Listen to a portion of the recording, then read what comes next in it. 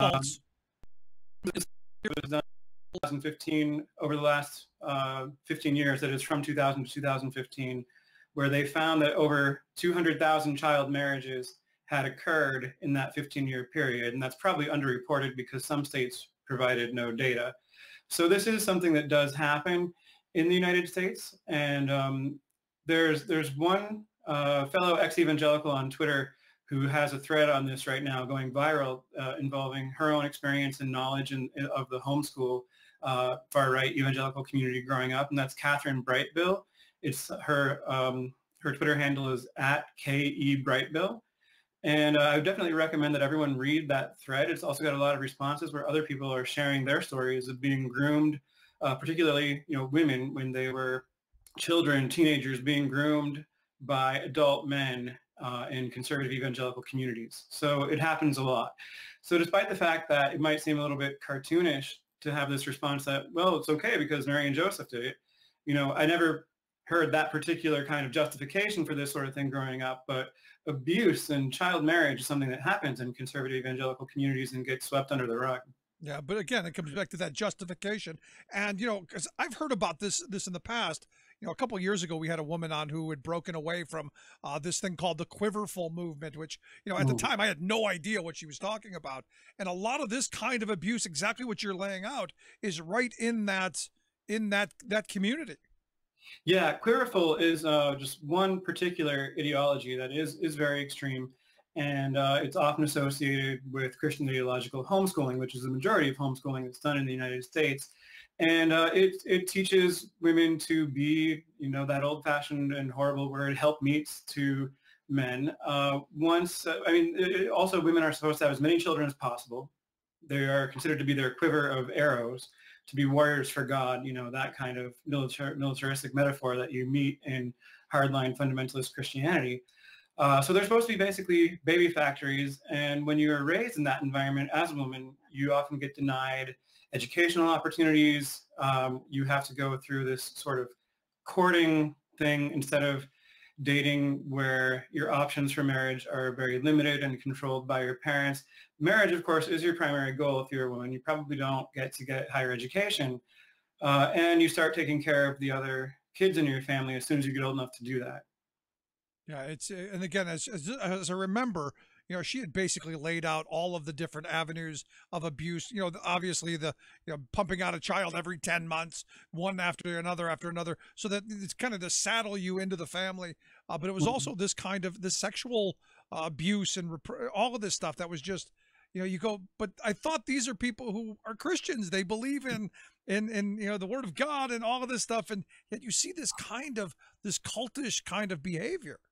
Yeah, well, my friend Josh Grubbs, who is a psychologist of religion and also he did his undergraduate at Liberty University, has said on Twitter that evangelicalism is basically a giant cult, and that is true. I mean, there was sort of a moderate evangelicalism, an evangelical middle 20, 30, 40 years ago that has mostly collapsed. And now there's, 15 to 20% evangelicals who are more or less progressive, and the vast majority of them are paranoid authoritarians.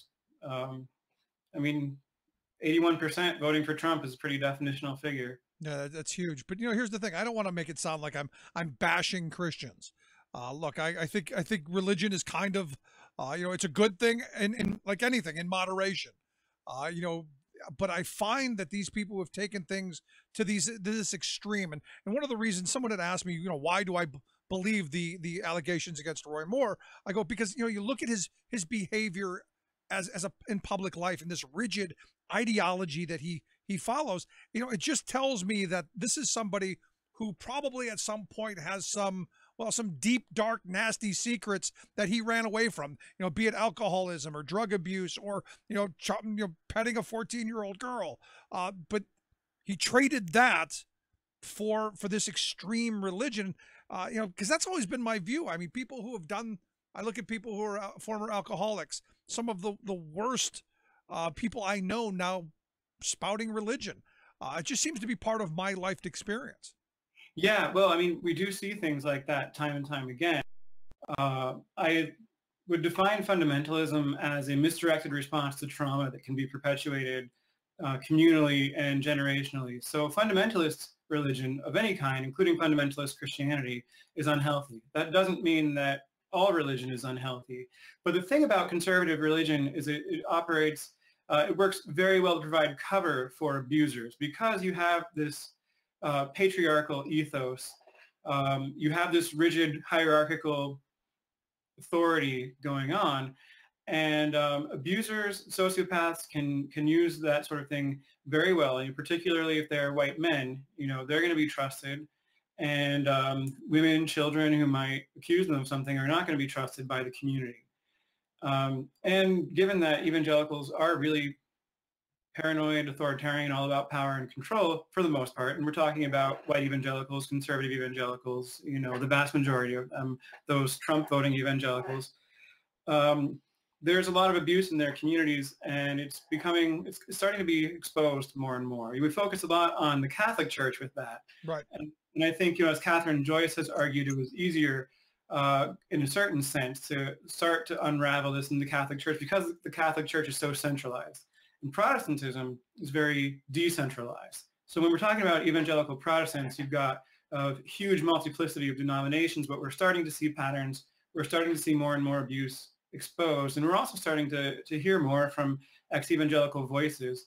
That's one thing that I'm advocating as much as I can, that at this point, when I'd say that white evangelicals, conservative evangelicals, and other conservative Christians in the United States are the biggest threat to democracy and human rights in the United States, we really need to listen to people who've come out of fundamentalist Christianity because we can help explain what's going on in the subculture there and why it is dangerous and why we're in a really bad situation when we've allowed that subculture to essentially own one of our two main political parties in a two-party system. Yeah, especially as they stake the religious high ground, and I always find it interesting that, and again, back to my lived experience, those who profess their religiosity and proselytize the most are generally the ones who are, I remember as a kid, I grew up Catholic, and I remember.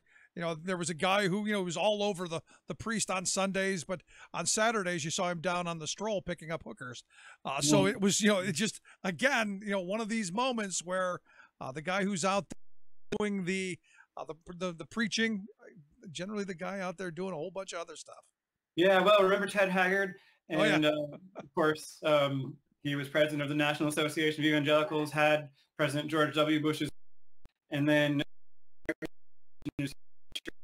strings against homosexuality, and well, he was outed by a male sex worker who he slept with and did meth with. Yeah, so, it turns out he was sniffing crack off the backside of a male hooker. Yeah, and again, the kind of hypocrisy, and that's the thing that I hope that the evangelicals who aren't the hypocrites, I hope the silent majority, at least I hope those folks are going, look, this isn't who we are, and there's like a light bulb moment where they wake up and go, this isn't what we want. I wish that would be the case. I used to be the case, and since the 2016 election, I've become more and more despondent about that possibility. Yeah. So, but I mean, Alabama has an opportunity here to look at this case with Roy Moore and go, hey, one you could maybe question. One person coming forward, maybe you question the motives. But I'm seeing now 4, maybe 5 people have come forward in different contexts saying almost the exact same thing. At this point, there's a lot here.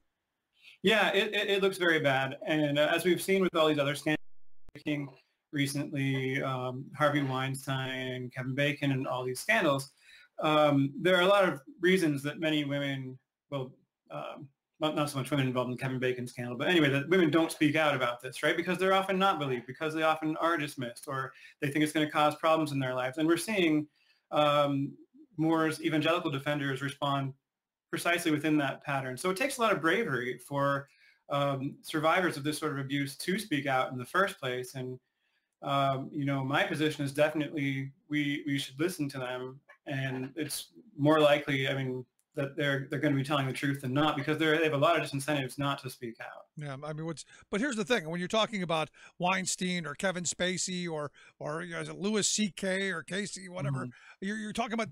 No, I don't doubt them at all.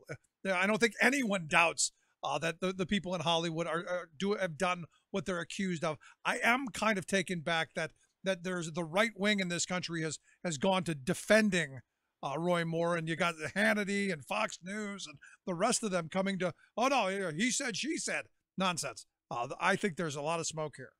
And it is a big difference. I mean, it also, of course, it took a long time for this to happen in Hollywood, but I certainly don't see people on the left now at this point saying, well, it's normal, it's okay. You know, we seem to have reached a tipping point. And yeah, I mistakenly, I just noticed I said Kevin Bacon, not Kevin Spacey. I apologize for the mistake there. But yeah, the evangelicals, on the other hand, are ready to believe that about Hollywood, but they're doubling down and defending their own and saying that either Moore didn't do this or it's no big deal. And, yeah, last line of questioning I've got for you, and I think we've talked about this before, but Roy Moore is the centerpiece of the whole, we got to have the 10 Commandments plastered everywhere. And it's always been my theory that the people who want it plastered everywhere are, one, either not smart enough to have them, or two, need the constant reminder to be a decent human being. I'm curious your thought. Yeah, in general, I would agree with you. And I think that level of obsessiveness shows something unhealthy in a personality. And it's very interesting that in 2003, when Roy Moore was removed from the bench of the Alabama Supreme Court for the first time, he was quoted as saying, without God, there can be no ethics. So when you have that very dark view of human nature, to the extent that you believe that, you know, you have to have God and you have to remind yourself about this all the time, or you're going to be a horrible monster, that can often become a self-fulfilling prophecy. And the way it works in conservative Christian subculture is that when men do become the monsters that they believe themselves to be, when they, you know, are give themselves over to temptation or their sin nature or whatever, however they want to phrase it, they are often shown a high degree of forgiveness. They're readily accepted again when they supposedly repent, and their victims are not. The victims are often blamed, you know, particularly women, for causing men to lust or that sort of thing, because this patriarchal misogynistic subculture teaches that men are basically lusting all the time and can't control themselves. And the only slight hope you have of controlling yourself is through very strict religious practice and belief. So I think Moore really believed that, and that's why people like him defend this need to have religion in the public sphere. They think that everyone else is like them, when in fact they have seriously diseased personalities. Right there, exactly. That's the point right there. They believe all the rest of us are deviant like they are. Spot on. Chris, I appreciate you taking time for us. Thanks so much for sharing some of your experience. Thank you, Rick. It's great to be on. Good stuff. Thanks so much, Chris Stroop. I'd love to hear your thoughts. Email me, rick@thericksmithshow.com. Quick break. Right back. Would you give your house key to a complete stranger, letting that person Would you give your house key to a complete stranger, letting that person, whose name you don't even know, walk right into your home when you're not there? One stranger who's brazenly asking you and millions of other people to do just that is Jeff Bezos. He's head honcho of Amazon, the e-commerce behemoth whose vast supercomputer network routinely compiles and stores dossiers on every one of his customers. He's obsessed with having the most data on the most people. It's a little creepy. Now, adding to the creep factor, Jeff literally wants Amazon to get inside your home, and ironically, he's using security as a rationale. Rather than simply delivering the products you order from Amazon to your doorstep, the corporation wants a key to unlock your door, allowing its delivery crews to go inside and do you the favor of placing the packages securely. Pleasure to be here. Thank you, Rick. So, are we surprised that Roy Moore ran right to the loving arms of Sean Hannity? It's absolutely not surprising. Sean Hannity has had this role of rehabilitating the image of sexual predators for a while, and we saw that when he was very willingly to give, Bill O'Reilly, who had just been fired from Fox News, a platform, and without any concern for the allegations and without any concern for the victims. And so when you do that, that is a slap in the face to the many victims that have come forward, and many of whom, have had to endure horrible abuse on the hands of the media. And the same is, so Roy Moore had the perfect place to go to start his quest to rehabilitation. And during the interview today, Sean Hannity asked zero questions took everything the judge said at face value and, ran with the same old tropes to say that just like the Duke lacrosse team had just been falsely accused, basically calling the victim a liar. And then people wonder why victims don't come forward, because it's the treatment that they get from the media and from people like Hannity, who in a blink will believe that allegations against anyone in Hollywood as long as he can take political benefits from it, but will insult the women and call them liars and basically re-victimize victims when it's politically convenient for him. We saw this. We're seeing this right now with Roy Moore, where he yesterday speculated that women, were often paid off to attack people for political reasons.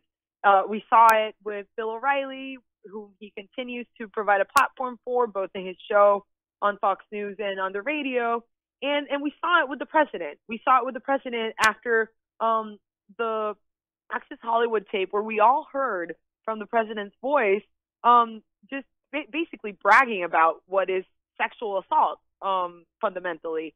And Hannity made excuses for that. So what we're seeing right now in conservative media is a mix of re-victimizing those that have been brave enough to come forward, and a lot of kill the messenger, because you're seeing a lot of doubt put on the Washington Post. Yeah, and if you think about it, that's the part that got me. I mean, it's all about the Washington Post. Not that there are 4 women who have come forward. And look, you could argue if it was just one, that's one thing, but 4 people have come forward and taken the scrutiny and taken these arrows. And I gotta wonder how many more are out there who aren't willing to step forward and to be victimized, as we're seeing.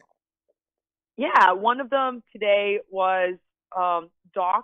That means her information was made public. A picture of her was tweeted out by one of the, pro-Trump trolls. His name is Jack Posobiec, and he tweeted it out to his thousands and thousands of followers. And for this woman who will now experience the abuse of all these people, who knows if someone could just walk into her place of employment and for political reasons simply re-victimize her, basically. And so what we're seeing right now is technically all of conservative media siding with Roy Moore. On Fox News this morning, on Fox and Friends, which is, the president's favorite show, the news was only given 3 minutes of coverage. So it makes you wonder whether they have any regards for the victims to whom this horrible things have happened. It kind of makes you wonder. Now, I saw that Steve Bannon, a former White House strategist, gave an interview to Bloomberg News today, where he said this is nothing less than the politics of personal destruction. I got to be honest, I find it interesting that the Dark Lord of personal destruction is pointing the finger at the politics of personal destruction as the reason that this came out. And also, for someone at the helm of a publication, of an outlet as is Breitbart News, you would think that he would have some idea about how journalism is practiced. You would think that he would have some idea about, what it entails for a journalist to put their byline on a piece that, if a piece is not true, no journalism would run with it. Someone with the brand with so much to lose as the Washington Post, why would anyone run with something that hasn't been vetted, that the right and appropriate journalistic measures were taken to make sure that the story was at least confirmable in some capacity? The fact that he's trying to gaslight his audiences, because that's what it is, trying to gaslight his audiences into believing that this is just part of a conspiracy from the globalist media, and by doing so, he gets 2 things for his personal battle against the GOP establishment. One of them is he furthers his war against the media, against mainstream media, so that he can draw enough doubt over it that basically his audiences don't believe it anymore. And so he creates an echo chamber, and basically he traps his audiences in that bubble where everything that doesn't come from Breitbart has to be a lie. And second, he rehabilitates Roy Moore, who he campaigned really hard for, and who is part of his basically his battle to bring down all of the institutions, including the establishment GOP. Yeah, I mean, at the end of this, though, they're still, and I got to be honest, I'm kind of surprised that a number of Republicans have stepped forward and said, you know what, maybe like Mitch McConnell even said, look, if these are even true, maybe you should be stepping aside. I saw also that the Republican the senatorial committee, they've dropped a joint fundraising effort with Roy Moore. It seems to me that that the insiders are going, we know something's up, even if the media on the right wing is saying no, he's our guy, he's okay. It seems like the power players are being a lot more cautious here. They're being a lot more cautious because now there is enough critical mass that there are enough women have had to come forward so that people are finally starting to believe that maybe allegations are true. And it's really sad that it took this many women and what people are starting to call the Weinstein effect, for women to start, being able to come forward with their experiences. Right.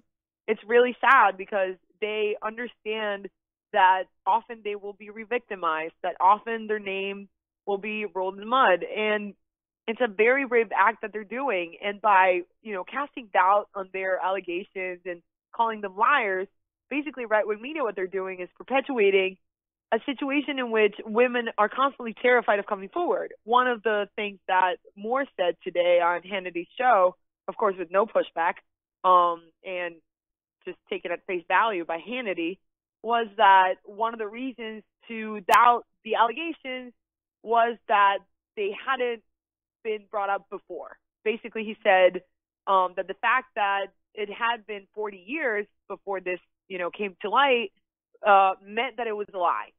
And that is, like saying that there's somehow an expiration date on the horrid experiences that women had. Like that doesn't, the time that has passed doesn't erase the horrible memories of a traumatic experience, especially of someone that was 14 years old when this abusive situation happened.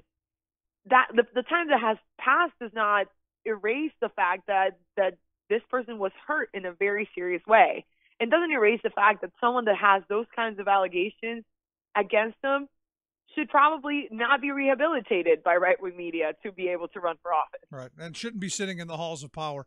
But let me ask you this: what if he would have come out and said, look, it was a regrettable incident. That was years ago. It was a different time. It was a different era. Would it be any different, do you think? Because look, you're talking 1970s in Alabama. I mean, stereotypically, that seemed to be prime marriage age right there, 32 and 14.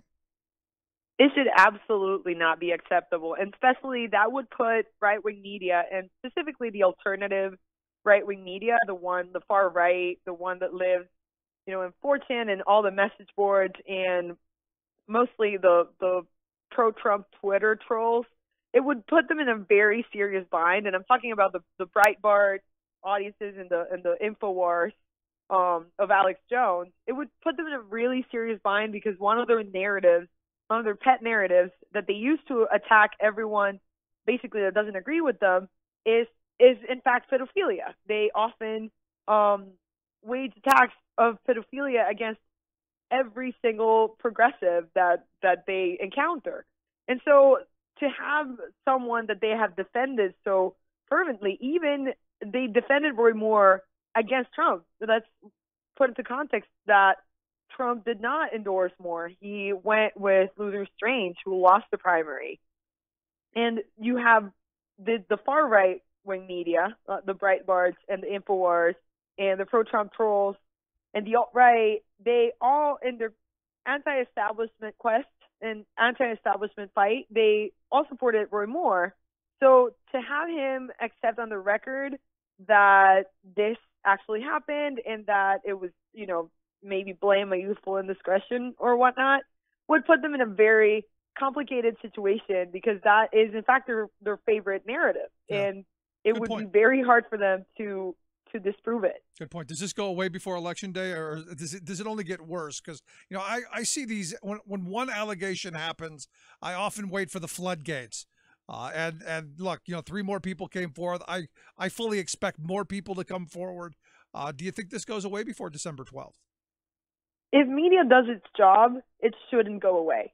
It is now on basically the media's responsibility to not only remind voters how this is terrible and, you know, for the sake of the victims that were brave enough to come forward, for out of respect for them, media owes it to remind their audiences of the horrible allegations against this man.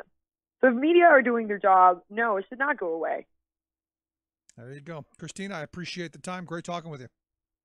It was a pleasure. Thanks for having me. Christina Lopez, senior researcher there at Media Matters for America. I'd love to hear your thoughts. Email me, Rick at thericksmithshow.com.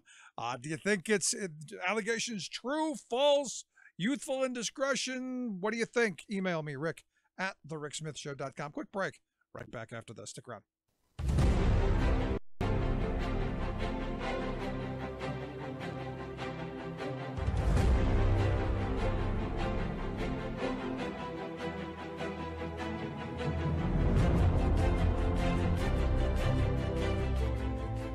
I'm Rick Smith, and this is Labor History in 2.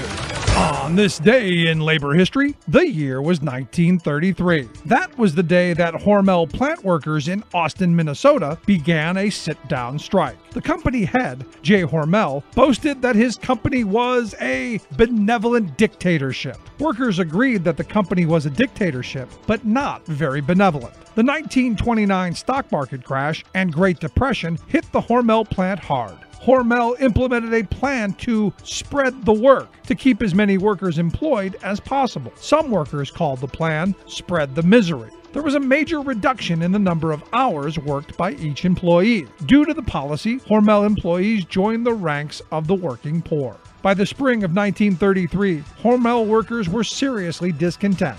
Few knew much about union organizing. However, one worker, Joseph Ellis, had been involved in labor organizing in the past. When he was hired at Hormel, the company did not check into his background. Ellis was eventually made a casing room foreman. From there, he could hire and fire workers. He began hiring former Meatpacking Union and IWW members. The workers organized and won union recognition. Little else. For one thing, the company never gave the union a copy of their signed contract. Hormel also refused to raise wages. And on this historic day, union members gathered in a show of solidarity. They did not plan to strike, but had hoped to get the attention of the company by taking a strike vote. However, the workers. Labor History in 2 brought to you by the Illinois Labor History Society and The Rick Smith Show. For more information, go to laborhistoryin2.com.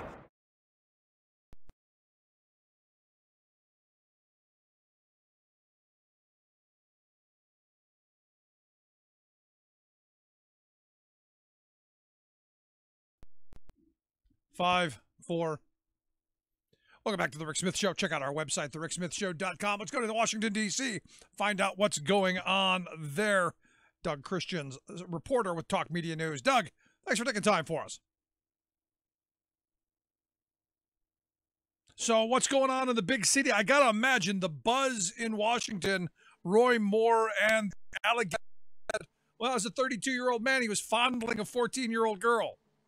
Well, there's tribalism going on right now because there are people in the Republican conference, unfortunately, who are making justifications for this behavior because they do not want to see a Democrat take that seat. And yet there is nothing that anybody ought to justify about such behavior. And there are some pretty savvy Democrats who actually want him to win the seat because they feel that if he wins, that they have some great ammunition to go after not just Roy Moore, but the entire Republican conference if he were to be elected. Interesting. Again, I don't know that I want somebody who is a pedophile sitting in the U.S. Senate if these allegations are, in fact, true. That's true. And it is very difficult to see how 5 separate women independently could verify something that none of them knew that the others had any idea about. Again, you've got Roy Moore and the Bannons and the rest of them saying, no, this is just the Clinton-Obama attack machine. Yeah, there's going to be always a little bit of that, or a lot of that. And what can you do? I mean, it's very sad. It's a very sad story. And I just, I hope that that wisdom over tribalism prevails in this story. It's tragic, tragic. Now let's move on to Steve Bannon. Evidently, we're going to have a Make America MAGA Day. Is that coming? MAGA Day. MAGA. That's what he's been saying. MAGA Day. And of course, the problem really is that there are so many problems with the Trump administration right now, including the allegation that, or not an allegation, it's it's an allegation, but it hasn't been, it's only reports that Mueller is investigating whether Mike Flynn was seeking a $15 million bribe for kidnapping a Turkish Kurdish separatist and Muslim cleric at the behest of Prime Minister Erdogan. And that was a private secret deal, allegedly. But that's been reported in the Wall Street Journal as well as Red State. And it's crazy. And that means that instead of MAGA or Make America Great Again, what we're looking at really is let's make America into a banana republic again. If such an allegation were to be true. Yeah, I was thinking instead of Make America Great Again, MAGA actually meant make adolescent groping acceptable. Oh, unbelievable! It's so sad, truly. And I often say to all my friends that we need two vigorous parties. We need a vigorous Democratic Party. We need a really principled and vigorous Republican Party, so that you can have an ethical war of ideas. But when you have one party that is just going to go down any path in order to win and be scared of whether that a Democrat might take a seat just because, and you're willing to actually throw all principle aside, from where I stand, that person has already lost the debate. Yeah. Yeah, it's a horrible time we're living in, and just tragic all the way around. Let's move on. I understand Donald Trump went to Vietnam today, and there are some people who are going, well, maybe about time, especially with looking at tomorrow being Veterans Day. Well, it's Vietnam has it's crazy because of course we had this tragic war 50 years since, and of course. But our relations with Vietnam since have been pretty good. Despite the fact that Vietnam is a communist country, kind of ersatz communist country, it was also a country that has cooperated with the international community in many ways, including the fact that Vietnam overthrew the communist regime of the Khmer Rouge in Cambodia back in 75? No, it was longer. Yeah. And it was tragic regime, terrible, where over 2 million people were murdered by that regime. And it was the Vietnamese that actually rescued. So now, what was Donald doing in Vietnam today? The pomp, the circumstance, and were there parades, militaries? What was going on? Of course, for him, for President Trump, it's always pomp, it's always circumstance. What all international leaders have learned is that from the Saudi trip that Donald Trump took not too long ago, that pomp and circumstance, Trump responds very positively to that. The more, the better. Well, I mean, again, it comes back down to the ego. If you feed the ego, you stroke his ego, you pat him nicely. Exactly. He's going to be nice to you. That's exactly right. It has nothing to do with policy. It has nothing to do with anything, it's all, as he said recently, it's all about him. Yep. But were you surprised with the visit to China? Were you surprised with him saying, because look, we endured a year and a half or 2 years of him saying China, China, China, and that all of these trade policies and all of this stuff was currency manipulation and all of this, it was all China's fault. Then he goes to China and says, no, China's great. China only did what we let them do. It's those people. It's those past administrations. It's not China's fault. Well, Donald Trump is a tough guy on the surface, but when he's confronted directly, he buckles. And in this case, I mean, there are things to really have a vigorous pushback with China. For example, all presidents that have gone to China have faced resistance from the Chinese government about taking reporters' questions, and presidents have all said, "Oh, no, we live in a democracy. We will take questions," and have pushed back and have taken questions. Right. When Donald Trump went, and President Xi said, "No questions," he went, "Oh, okay." So, I mean, Donald Trump is not a tough guy in reality. He's a bully in reality. No, I'm with you. But here's the thing. I mean, he doesn't want to take questions either. Look, at the end of the day, those with the authoritarian kind of mindset, they don't want to be questioned. They don't want to be called out.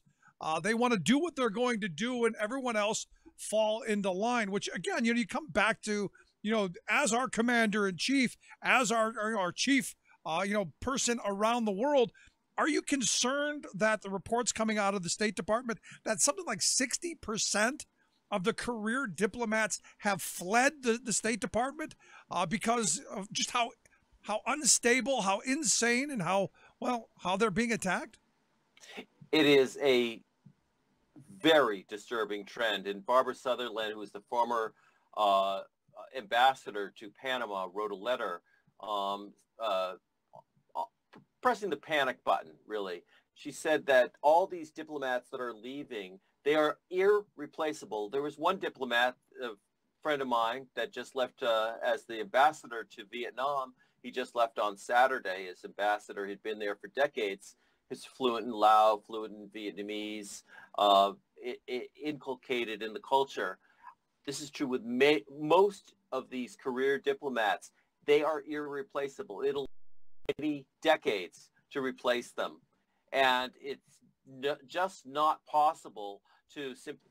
I got to tell you, it's another one of these moments where you look at it and just the chaos of this administration. Doug, I appreciate the time. Great talking with you. Oh, it's a real pleasure. Thank you so much. Let's take a quick break. From Seoul, South Korea, this is your World in 2 Minutes. I'm your host, Luke Vargas, for Talk Media News. Just hours after wrapping up a largely cordial visit to China on Friday, President Trump used a speech at a regional economic summit in Vietnam to assail Chinese trade practices. While we lowered market barriers, other countries didn't open their markets to us. Trump didn't single out China by name, but his words were clearly aimed at Beijing, which continues to maintain steep barriers against inroads by American companies. And Trump didn't stop there. We will not remain silent as American companies are targeted by state-affiliated actors for economic gain, whether through cyber attacks, corporate espionage, or other anti-competitive practices. Earlier this year, Trump directed his trade representative to investigate Chinese theft of American intellectual property, while Congress continues to probe Chinese investments in sensitive sectors of the U.S. economy. You'd never guess that by listening to Chinese President Xi Jinping's own remarks at the same summit. This is a new journey toward greater integration with the world and an open economy of higher standards. Experts say China's economy isn't as open as Xi suggests, yet compared to Trump's more protectionist trade policy, Xi has a strategic opening. Rolf Langhammer researches global trade at the Kiel Institute for the World Economy. What President Xi wants to do is, of course, he fills a vacuum which has been opened by President Trump, that he is now the new leader in the world economy. To his credit, Trump did pledge to overhaul America's overseas investment strategy and to try and counter Chinese investment in infrastructure across the developing world. But Langhammer says Trump is late to the party. China is far ahead with respect to projects and money in infrastructure planning. Luke Vargas in Seoul, South Korea.